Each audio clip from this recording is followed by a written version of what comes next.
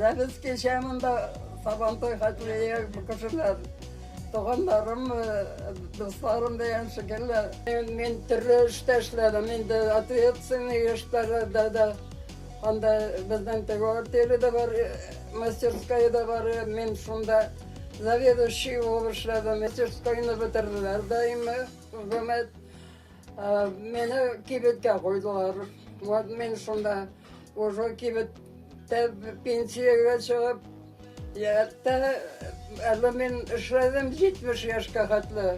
O milletden ben işler bulayım da yaşamayken dedim.